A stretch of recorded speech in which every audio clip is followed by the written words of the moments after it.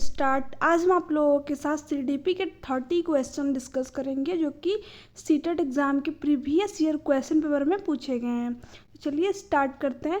पहला क्वेश्चन है वो है आत्मा का विज्ञान किसको कहा जाता है? दर्शन शास्त्र, प्राणी शास्त्र, भूगर्भ विज्ञान को, मनोविज्ञान को। ठीक है, तो आत्मा का विज्ञान हम किसे कहते हैं?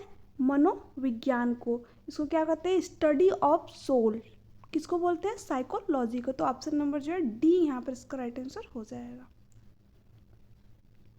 नेक्स्ट जो है क्वेश्चन है वो है शिक्षा को राष्ट्रीय एकता किस स्वतंत्रता सेनानी ने कहा है?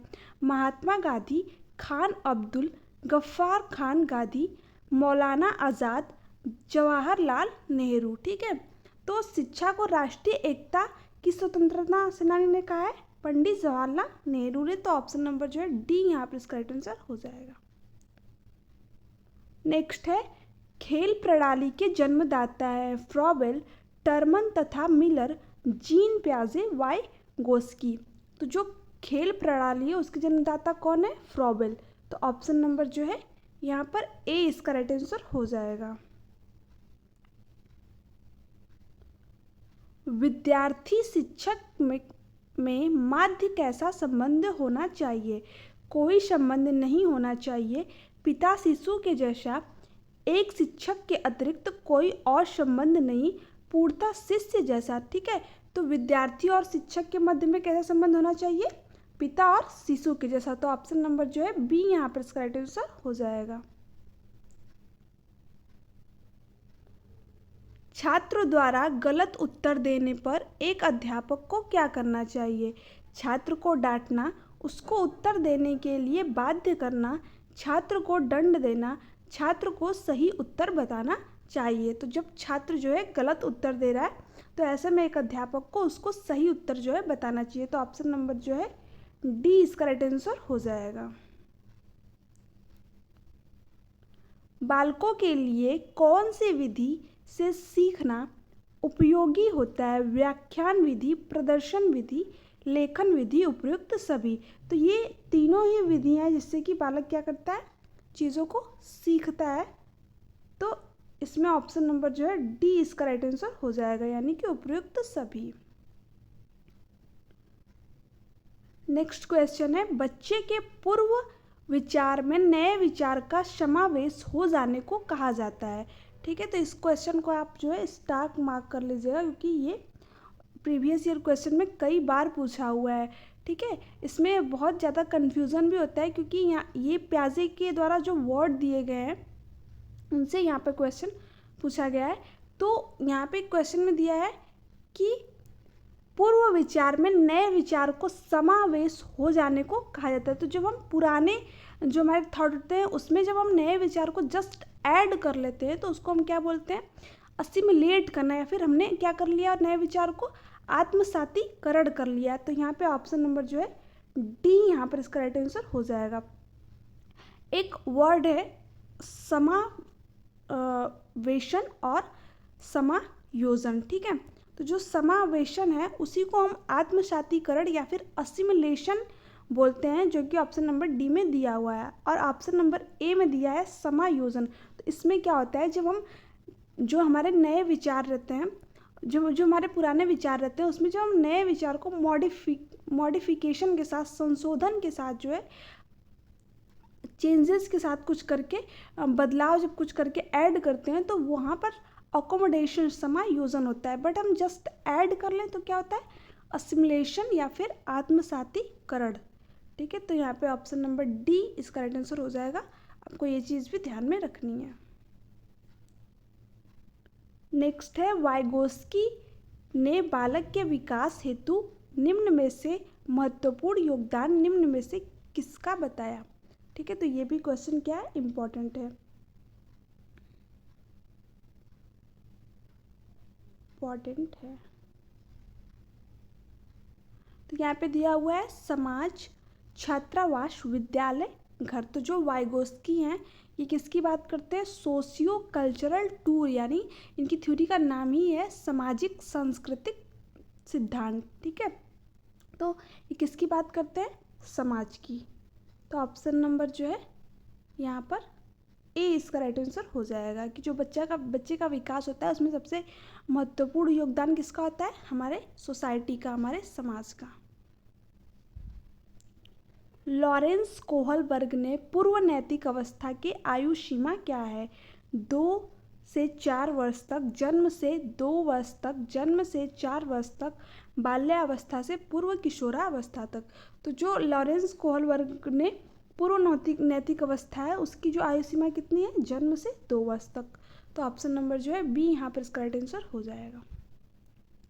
अत्यधिक जटिल समाजीकरण किस किस अवस्था में पाया जाता है? बाल्यावस्था में, शैशवावस्था में से बाल्यावस्था तक, ए तथा बी दोनों किशोरावस्था में। ठीक है, तो अत्यधिक जटिल समाजीकरण किस अवस्था में पाया जाता है? किशोरावस्था में। तो ऑप्शन नंबर जो है डी यहाँ पर इसका राइट आंसर हो जाएगा।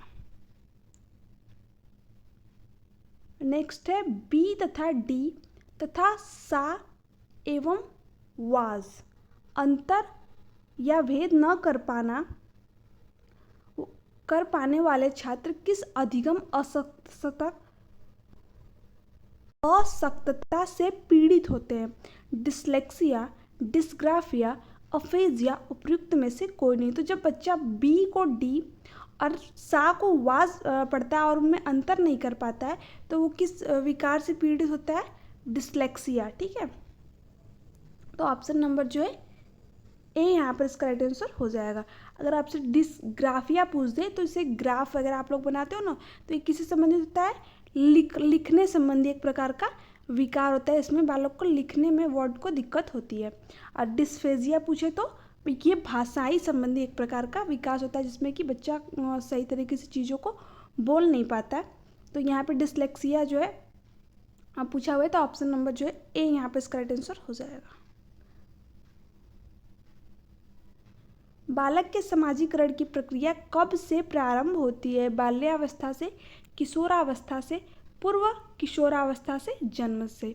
ठीक है, तो बालक में समाजीकरण की प्रक्रिया कब से प्रारंभ होती है? जब उसका जन्म होता है तब से, क्योंकि ऐसा कहा भी जाता है कि जो बालक की पहली शिक्षक या फिर जो परिवार है वो क्या होता है? समाजीकरण का पहला कारक, प्राथमिक कारक होता है। यहाँ पे ऑप्शन नंबर डी इसका राइट आंसर हो जाएगा। क्या वातावरण व्यक्तिक विभिन्नता का एक कारण है? निश्चित नहीं है, हाँ, नहीं, उपयुक्त में से कोई नहीं। तो जो इंसान के अंदर इंडिविजुअल डिफरेंसेस पाए जाते हैं, हर व्यक्ति दूसरे व्यक्ति से क्या होता है? डिफरेंट होता है, अलग होता है। तो इसका कारण क्या है? कुछ हद तक तो हेरिडिटी भी हो सकती है बट इन्वायरमेंट जो है इसमें महत्वपूर्ण भूमिका निभाता है। तो ऑप्शन नंबर जो है बी यहाँ पे इसका राइट आंसर हो जाएगा क्योंकि हमको जिस प्रकार का इन्वायरमेंट मिलेगा हमारा डेवलपमेंट भी उसी प्रकार का होता है। वैसे भी डेवलपमेंट जो होता है वो हेरिडिटी और इन्वायरमेंट का गुणनफल ही होता है।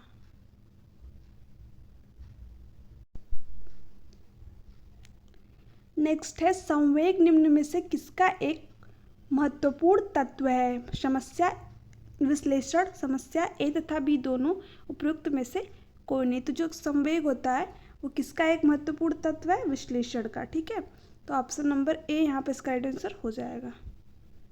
यौन संबंधी समस्या किस अवस्था में संवेदनशील होती है? किशोरावस्था में, बाल्यावस्था से किशोर अवस्था तक, प्रौढ़ अवस्था में, उपयुक्त में से कोई नहीं। तो जो यौन संबंधी समस्या वो किस अवस्था में संवेदनशील होती है?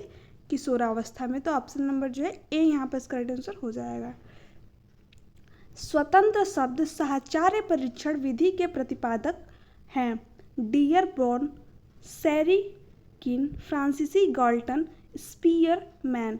तो जो साहचर्य परीक्षण है उसके जो है शब्द साहचर्य परीक्षण जो है उसके प्रतिपादक कौन है? फ्रांसीसी गाल्टन। तो ऑप्शन नंबर जो है सी यहाँ पर इसका राइट आंसर हो जाएगा।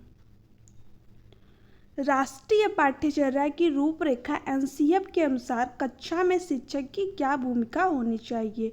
उत्प्रेरक के रूप में, मित्र के रूप में, लीडर के रूप में, उपयुक्त सभी।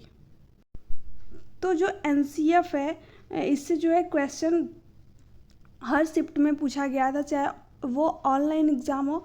अब तो एग्ज़ाम जो है ऑफलाइन हो गया तो शिफ्ट वाइज एग्ज़ाम होने नहीं है, एक ही पेपर एक ही दिन आपको देना है। तो ये बहुत अच्छी चीज़ हुई है। तो एनसीएफ से तो क्वेश्चन, एनसीएफ, एनईपी, ठीक है। तो इन चीज़ों से RTE जो है उससे क्वेश्चन पूछा गया है, तो इन क्वेश्चनों को आपको करके जाना है। ये भी क्वेश्चन क्या है, इम्पॉर्टेंट है, ठीक है। तो यहाँ पर इसका राइट आंसर क्या हो जाएगा, शिक्षक की कैसी भूमिका होनी चाहिए, उत्प्रेरक के रूप में, ठीक है। तो ऑप्शन नंबर जो है ए यहाँ पर इसका राइट आंसर हो जाएगा। बेसिकली जो NCF है वो यही कहता है कि टीचर को एज ए फैसिलिटेटर रहना चाहिए, सुविधा दाता के रूप में रहना चाहिए, न कि जैसे एक तानाशाह के रूप में शिक्षक को नहीं होना चाहिए, एक फैसिलिटेटर के रूप में होना चाहिए, सुविधा दाता के रूप में। कौन सा सही है, विकास एक मानसिक प्रक्रिया है, विकास एक भौतिक प्रक्रिया है, विकास एक गुणात्मक प्रक्रिया है, विकास एक मनोवैज्ञानिक प्रक्रिया है। तो विकास क्या है, एक मनोवैज्ञानिक प्रक्रिया है। तो ऑप्शन नंबर जो है डी यहाँ पे इसका राइट आंसर हो जाएगा। एक लड़की को 10 साल की उम्र में और दूसरी को 13 साल की उम्र में मासिक धर्म शुरू हो सकता है।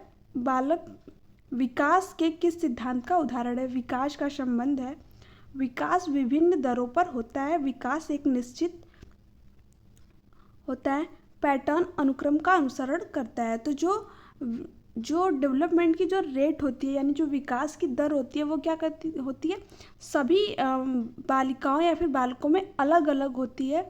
हो सकता है कोई बच्चा जो है 1 साल में चलना स्टार्ट कर दिया, और हो सकता है कोई बच्चा जो है 1.5 साल में चलना स्टार्ट करे। तो जो रेट होते हैं वो क्या होता है, भिन्न होती है। तो ऑप्शन नंबर जो है बी यहाँ पर इसका राइट आंसर हो जाएगा। मानव विकास में आनुवंशिकता और पर्यावरण की भूमिका के बारे में निम्नलिखित में से कौन सा कथन सही है, व्यक्तिगत विभिन्नता का एकमात्र कारण आनुवंशिकता है, पर्यावरणीय प्रभाव मानव के विकास को पूरी तरह से आकार देते हैं, न तो आनुवंशिकता और न ही पर्यावरण मानव विकास को प्रभावित करती है। आनुवंशिकता और पर्यावरण दोनों एक जटिल परस्पर क्रिया में मानव विकास को प्रभावित करते हैं। तो जैसा कि मैंने आपको ऊपर बताया है कि जो ह्यूमन का डेवलपमेंट होता है, यानी जो मनुष्य का विकास होता है, वो किसका परिणाम होता है, हेरिडिटी और इन्वायरमेंट, यानी हमारी आनुवंशिकता और हमारे पर्यावरण का, ठीक है। तो ये जो है दोनों मानव के विकास को ये दोनों ही प्रक्रिया प्रभावित करती है। तो ऑप्शन नंबर जो है डी यहाँ पे इसका राइट आंसर हो जाएगा। प्रगतिशील शिक्षा के संदर्भ में जॉन डीवी के अनुसार निम्नलिखित में से कौन सा कथन सत्य है, कक्षा में लोकतंत्र के लिए कोई जगह नहीं होनी चाहिए, छात्रों को सामाजिक समस्याओं को स्वयं हल करने में सक्षम होना चाहिए, जिज्ञासा छात्रों की अंतर्निहित प्रकृति से संबंधित नहीं है बल्कि इसकी खेती की जानिए, छात्रों को कक्षा में अनदेखा जाना चाहिए और सुना नहीं जाना चाहिए। तो जो जॉन डीवी हैं वो किसकी बात करते हैं, लर्निंग बाय डूइंग की बात करते हैं, ठीक है। कौन करता है, जॉन डीवी। ये प्रोग्रेसिव एजुकेशन की भी बात करते हैं। तो यहाँ पे इसका राइट आंसर क्या है, ऑप्शन नंबर बी, यानी छात्रों को सामाजिक समस्याओं को स्वयं हल करने में सक्षम होना चाहिए।